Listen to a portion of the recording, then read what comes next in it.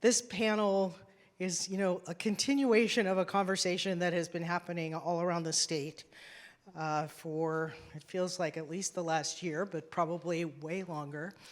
And so I am going to turn the microphone to Alejandro Alex, and you're gonna just kind of jump us off and introduce this topic, and thank you so much, as always. Yeah, thank you. Good afternoon. Yeah, I got asked to do the intro on reintegration, and when I got asked to do it, I was like, I'm hands-on. Like, I do it, I live it, and this has been my life the last 4 years since I came home from prison. How do I prepare an intro? And so, if you were here at the August convening, I start with vulnerability. Being vulnerable evens out the playing field. We're all human. So yeah, I'm nervous. So my brother told me to picture everybody with mohawks. So right now, you all got mohawks. Yeah, my name's Genaro Sanchez, and I'm the lead reentry navigator at Underground Ministries, working with men and women coming home from prison and those who are gang affected. This is Marco. Marco's been part of the program for 4 years. He came home from inpatient treatment Christmas Eve and is just excelling. So, I figured I'd bring him up here because he's one of the big voices. And so, I'm the lead reentry navigator. Do I got it all figured out? No. Do I know the answer? No, I don't got it all figured out. I'm still broken in many ways, and I'm on my journey, and sometimes I'm still institutionalized in prison. I mean, I spent my whole 20s in prison. That's a whole decade right there. It starts from being in prison and then in solitary confinement, and you can see the look on my face where I just continue to lose hope. And so I'm gonna start with Underground Ministries' mission statement, which is, Underground Ministries opens up new relationships of embrace and trust between the incarcerated and the communities to which they return for our mutual transformation and resurrection. So, community, relationships, mutual transformation. We don't fix nobody. You don't fix something, you address it. It's like trauma. You don't fix it, you address it. And so those are the key words right there. And now I'm going to go on to the vision. So our vision is we serve those at the bottom of the American system, prisoners, gang members, those most feared and locked away in solitary confinements and deemed dead to society. The word death by society, like those who society is willing to throw away, those who are no longer necessary or needed, they get thrown away, and those are the ones we serve. So we don't just connect them with resources, it's just not connecting them to nonprofits and resources, but integrate into community. What does that mean? Hooking them up with employers, faith communities, health clubs, schools, civic leaders, and the next generations, which is our kids, those who are affected, those who are at risk, because we need each other. So raise your hand if you know somebody in prison. All right? So just everybody, just close your eyes real quick. Just close your eyes, whether you raised your hand or not. And I want you to picture someone in prison or what your thought of somebody in prison would be. And I want you to think of that person. And I want you to just imagine what it looks like to see them fully integrated, embraced, and thriving in their community. What does that really look like? And I want you to sit with the first word that pops up in your head, whether it's a good word, a hopeful word, or a bad word. Just sit with that word. You can open your eyes now. So I did that when I was in solitary confinement. I couldn't focus on anything. I didn't even think about my future. I just closed my eyes and I focused on one word, whether it was a good word or a bad word. And that's how I got through it, because I focused on a word that meant something to me. And so if you raise your hand and somebody's coming home from prison, they mean something to you, that's why we do reintegration. And that's why we say yes. Thank you.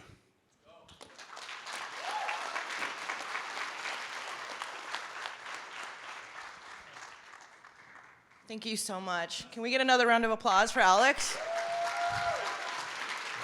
Thank you so much for joining us in this conversation. My name is Paulette. I use she, her pronouns, and I'm the health integration specialist at North Sound Accountable Community of Health.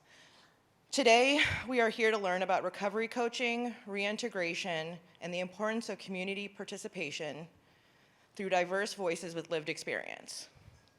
Everyone has an opportunity to impact this work and integrate learnings as an individual or part of an organization.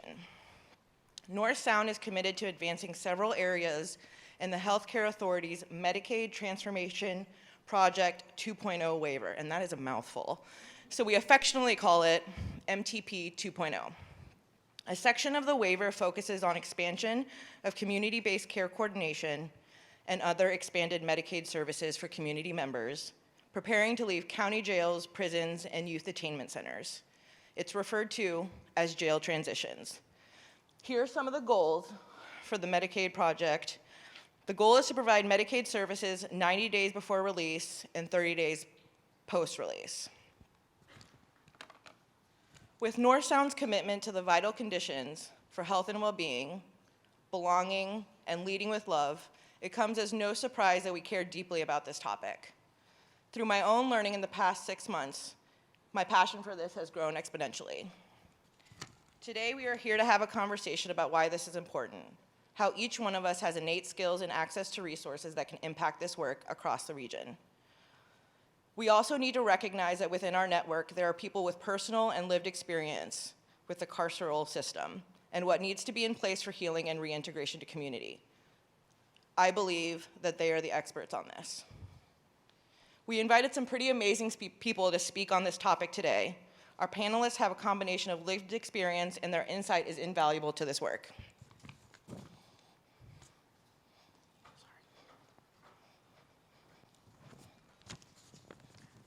So to start, I'd love if you guys could introduce yourselves. Just share your name and how you got into this work or why you're passionate about this topic. My name is Genaro Sanchez, and I got into this work because I was broken. I grew up broken. I grew up hating everybody and everything. I didn't know how to love. Went through underground ministries and accepted God in my life and started my healing journey. And through all that, my heart started getting full, and I became a happy person. And why do this work? Because I want to spread that happiness, that love that I learned how to use.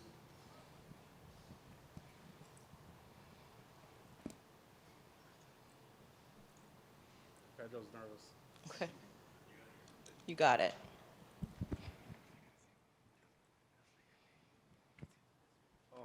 Hello, my name is Pedro. We'll talk more later. My name is Joseph Hunter. Why I'm sitting up here is because I spent 2 decades in and out of jails in Eastern Washington, specifically because of my addiction and crimes associated with addiction. I have a big heart for reentry, reintegration. To me, it starts with community, and my addiction really spiraled out of control when I was prescribed opiates from a doctor, and it led me down 2 decades of darkness, and today I'm in the light, and I just like to shed a little hope for family members, the kids that don't have a choice, and bring something positive to our state. My name is Danielle Riley. I'm an addict in recovery for I'll be 10 years in April. So this means a lot to me and my husband, Kevin Riley. Some of you probably know him. So we focus our ministry, we're both pastors, on helping people like us find recovery and healing and the ability to break generational curses and trauma so that their kids can do something different, because we both come from generation after generation of trauma and addiction and alcoholism and all of that. So, yeah. Thank you so much. So I have several questions for our panelists. Some of them are directed, and I encourage you guys all, if you want to comment on each other's questions, absolutely do. Joseph, I want to start with you. if you could share a little bit about your program, and if you can speak about the partnerships and work that you took to make the program in North Central Washington successful. Yeah, so I got clean, fresh out of jail in 2016, and I had this hunger to like advocate and be a voice in the community. And before any of the programs started, before I had like a paid position to do this, I was a community advocate, boots on the ground, bringing hope to organizations, nonprofits, teaching them how to work with incarcerated adults with addiction, mental health, trauma. And we started a grassroots coalition in 2018, and it grew, and it lit on fire in the community. Everybody started supporting it. We started getting people from all walks of life that wanted to be something positive. And I got to become a certified recovery coach. And when I became a recovery coach, it took all that pain and trauma that I felt so much shame for, and it turned it into a tool to connect with other people that are incarcerated. And so the program is really recovery coaching. We have 205 recovery coaches in North Central Washington.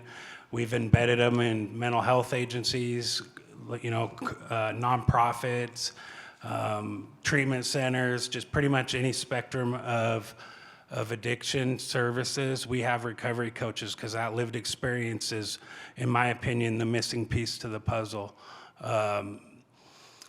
Those relationships, I got to go to the same jail I was housed at for 2 decades and look at the 25 booking photos I had, and I got to speak with the same chief of the jail that a lot of my PTSD and trauma was caused in that facility. And I didn't do a lot of finger pointing. I wasn't angry. I just went in there and said, I want to bring some light to these people. And at first he's like, I would never let you in the jail. But after meeting me in person and seeing the new version, today we get to go into the 3 jails in our region. We're resource brokers. We work with them 6 months prior to their release because we want that relationship built before they get out and they're meeting some stranger that they don't know. And so that relationship starts. We connect them to services. We pick them up so they don't fall through the cracks. And by the time we pick them up, they already have housing. They already have employment opportunities, insurance, just all those vital conditions that North Sound has adopted, and also Thriving Together North Central Washington, we've adopted those same vital conditions. Thank you. Pedro and Genaro, could you share your thoughts on how existing programs and resources, how they can be easier to access for youth and young adults interacting with or approaching interactions with the criminal legal system?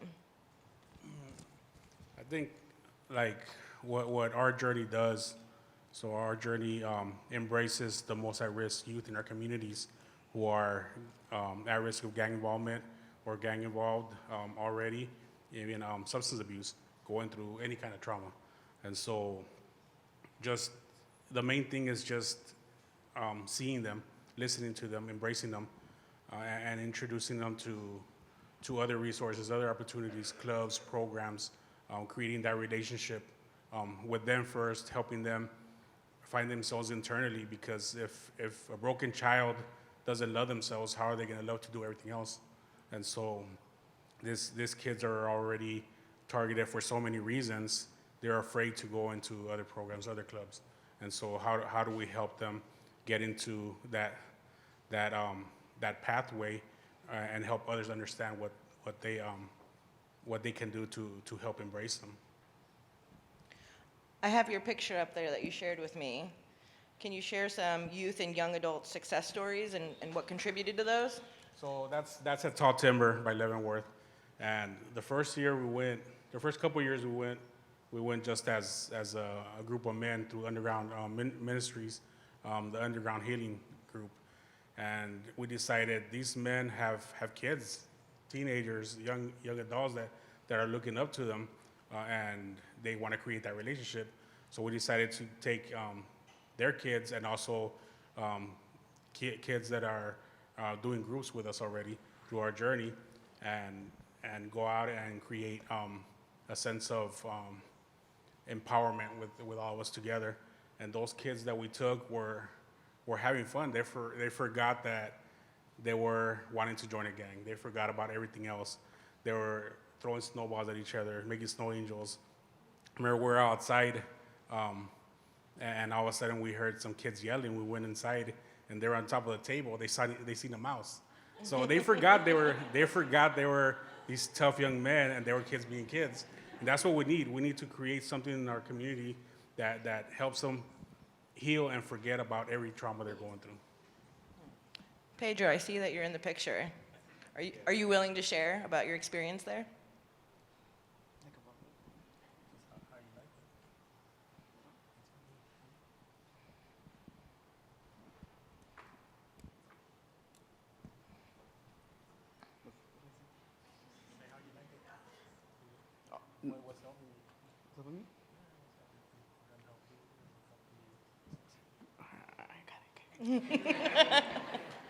All right, that was my first year going to Leavenworth, which Alex told me about it, and at first I didn't feel comfortable going because I hate going out of Mount Vernon like for so long. It was my first time going out like that, for like staying there like a night. So basically, I agreed of going, and I went. I went because my cousin went. That's why. And I wanted to see something new because all around here we see the same thing. There's nothing new. Nothing changes in our town. Nothing. It's always the same thing. You see the same people, same everything. Nothing's really gonna change if we don't make a change for anything. Yeah, basically. But it was my first year, and I liked it. Now, and I hope to go again. And yeah. Thank you. Absolutely.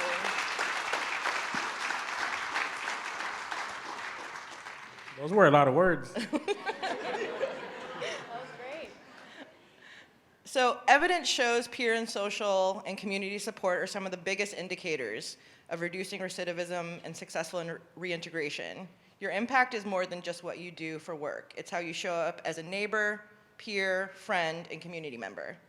Danielle, do you know, or how do we support those with lived experience to do this work and lead the way?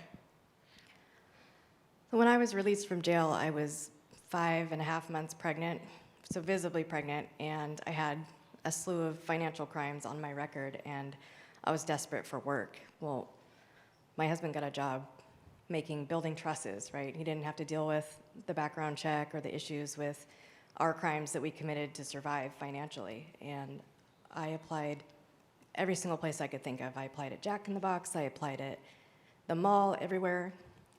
An entry-level woman can work who's visibly pregnant does not include things that don't involve the transfer of financial things. So every time someone did a background check on me, I wasn't able to find a job. So it wasn't until we got involved in a faith community where they didn't really care about that we were able to find gainful employment. My husband worked under the table for years because there was nowhere for us to go.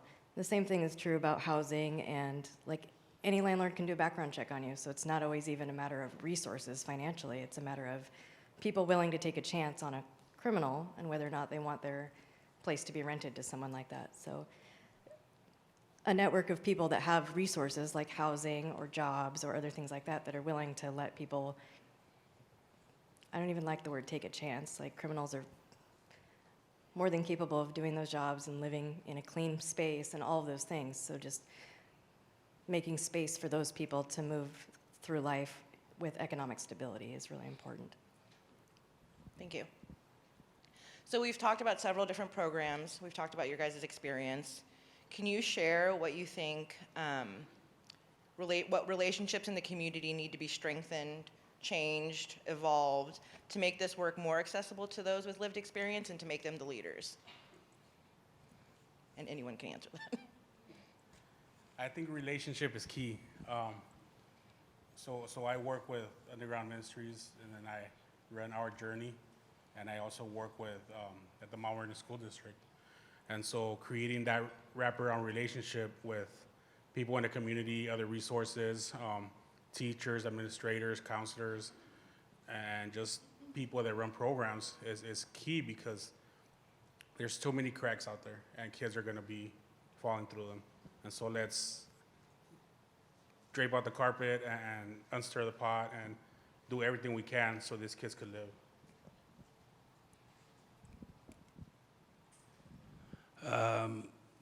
For me, I think you really got to change the narrative in your community around the stigma that's associated with.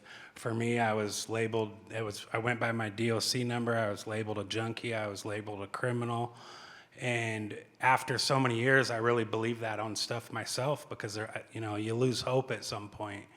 And what we've kind of done in Chelan County and the other counties in our region is really work towards stigma and education, and really teaching, for instance, like hospitals. I cycled in and out of the ER for overdoses.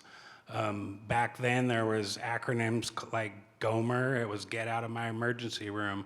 And like that's what folks like me were considered. You're almost a waste of resources. And so educating those ERs on how to change the language in their system, that you don't use addict, you use a different term, and also like really working on the relationships in the community. Like I can't emphasize how important community is to rehabilitation and reintegration, and it's the working and lifting up people with lived experience. Like I was hired in 2020, covered in tattoos. I didn't know how to like be in a professional setting. I didn't have no computer skills or anything, and the ACH really empowered me and lifted me up into the role I get today, and gave me grace where I needed it, and helped train me where I needed it. And so using that as a success story and really sharing those, I heard Monty say it earlier, the importance of success stories, like real life stories of people turning their life around. And I really think that plays a really big part in the destruction of stigma. I faced it my whole life, and it's just something that you would think in 2024 stigma like wouldn't be an issue, but it is, and it's a very hurtful and painful thing. Do you want to speak on that? Okay. So when we speak of reintegration or reentry, there's a variety of terms that we use, but we're often talking about the transition from a jail, a prison, or institution into the community, and what it takes to navigate the resources and the hurdles that need to be overcome. What is your definition?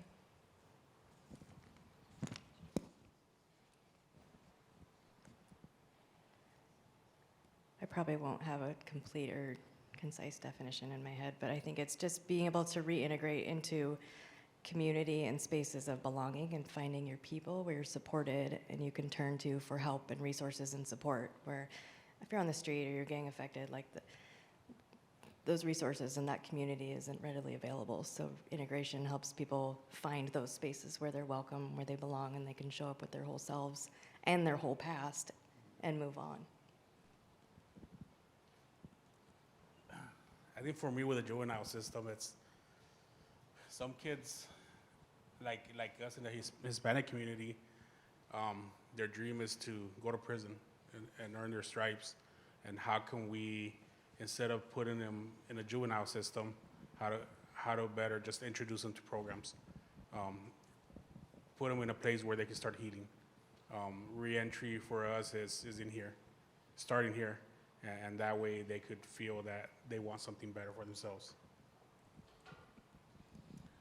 For me, just real short, reentry is a pathway from a place of thriving. I think it's important to give people access to, like meaningful work and wealth. I got out of jail. I made a minimum wage job. It was the only place in the community that would hire me, and then I get garnished for half my wages for 2 years. Like, how is somebody in that situation supposed to find humane housing? I was stuck, couch surfing and doing what I had to do to have a healthy, somewhat healthy place to lay my head. But if you don't like support folks with some of those vital conditions, it's easier to turn back to the streets and to the old lifestyle. Thank you. So a lot of the programs we've talked about and a lot of the work you guys share, there's a common theme of peer support. Can you talk about the importance of that? I think the importance of peer support is being there, showing up. Through underground healing, we help create a sense of getting back into themselves and into community, into their families, and also create mentorships so they could move from underground healing to our journey and create a whole wraparound with lived experience. Connecting them with one of our great partners, with Northwest Credible Messengers, who do the training for us. And it's just a whole wraparound. I mean, we gotta embrace each other and create that sense that we gotta embrace these kids. They are looking for somebody to listen to them, somebody to see them, and most of the times their parents are there, but they're not there. So we can be somebody big for them.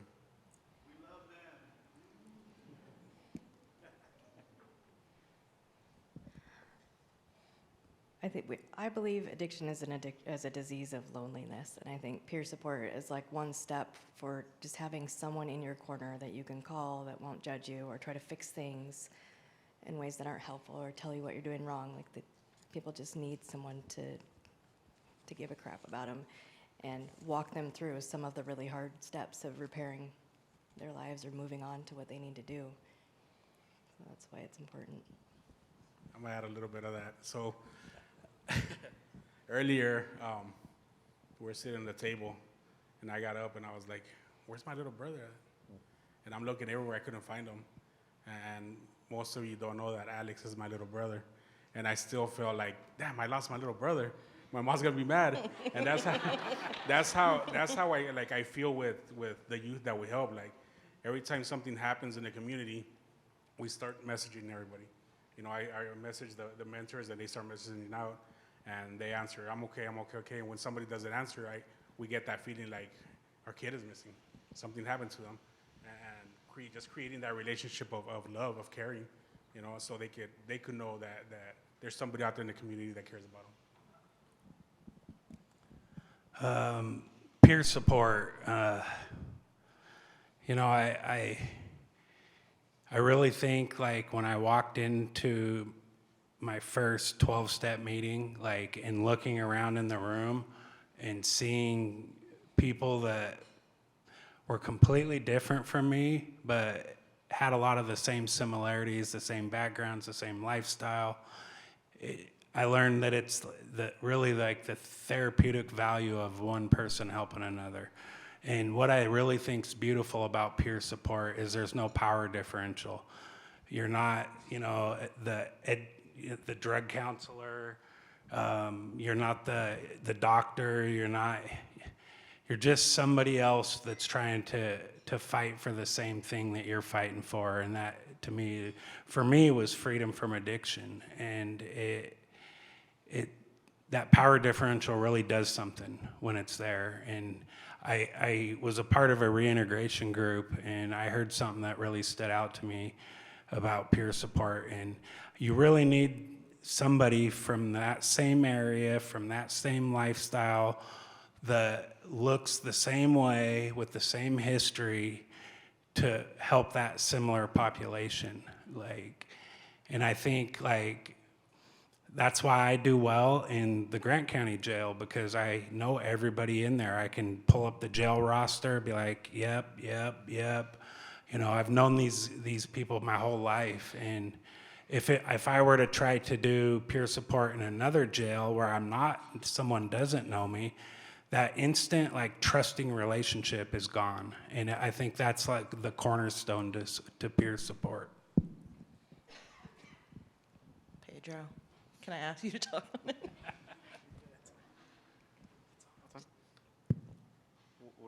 Just tell me about the importance of peer support in your experience. Like the importance of other people helping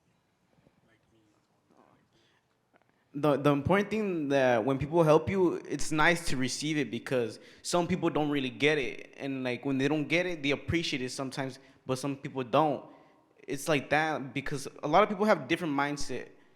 Like for me, when I used to do like the stuff I used to do back then, my mindset was, it was completely like, I didn't really care about anything. That's all. I didn't really care about anything. I just wanted to be that. I was just somebody that I didn't want to be, you know. But it was around me. So basically, when Genaro, the first time I seen him, and when he seen me, he already knew my name, who I was, because I already popped up in his list to help kids.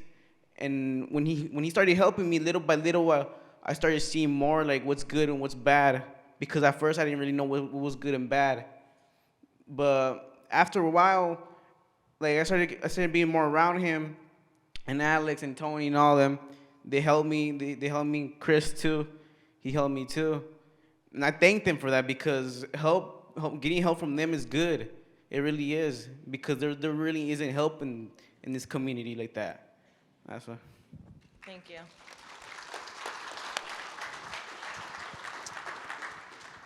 So I got one more question, and I apologize because I know I gave you all these questions, and now I'm coming up with new ones. But one of the goals in this work is to amplify the voices and advocate for individuals like you guys to be the leaders of this work.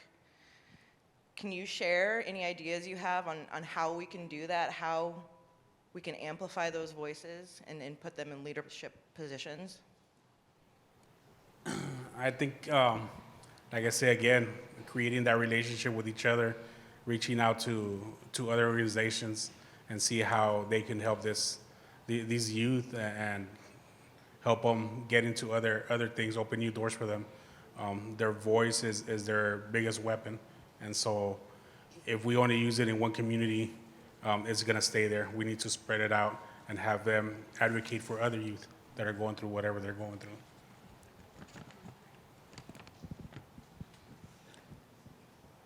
We focus a lot of the work we do by hiring. Kevin and I are both in recovery, and everybody else that works for us is also in recovery because we feel like it's really important for us to understand where the people we're coming from are coming from, because it's really hard to be told how to change things and how to fix things from someone who's never been where you are, where you've been.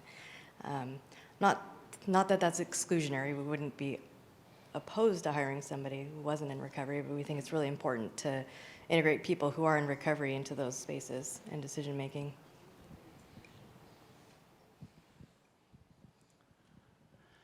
I would say the first thing you have to do before you can amplify voices of folks with lived experiences, you have to value those voices first. It has to be authentic. It has to be meaningful, and somebody that's could potentially be a community champion, like a lot of people that I've met here this weekend with lived experience, or this week. You have to lean into that and really like empower that individual. And community champions are everywhere. There are people that have never been heard. I felt like see-through my whole life, and the minute I was seen and empowered and my story was able to be a positive influence on a community, then I felt like I was heard. Thank you. Thank you, everyone, for your input. I'm just full of gratitude that you're willing to share your work and passion. If we can give them another round of applause.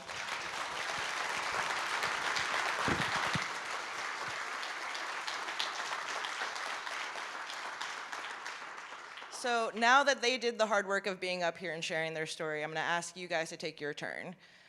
I want to ask that you sit and reflect on some of the ideas and personal accounts shared and start thinking about bringing that back to your work and your organization. So for the next few minutes, I'll let you guys know when you're done. I'm going to ask that you sit and reflect, and we know what the history is and the strategic and systematic harms at play when we talk about reintegration and reentry. The experiences shared, the stories you may know exist on a spectrum, just as each one of you's learnings and understandings of these issues.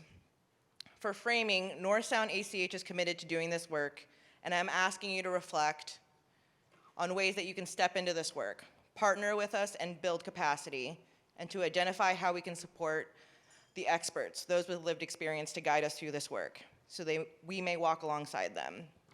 So I have a few questions that I'll put up on a PowerPoint. Okay, I guess that computer died. If you could, questions are up there, just reflect on them, and I want you guys to speak to each other at the table, start sharing ideas. There we go.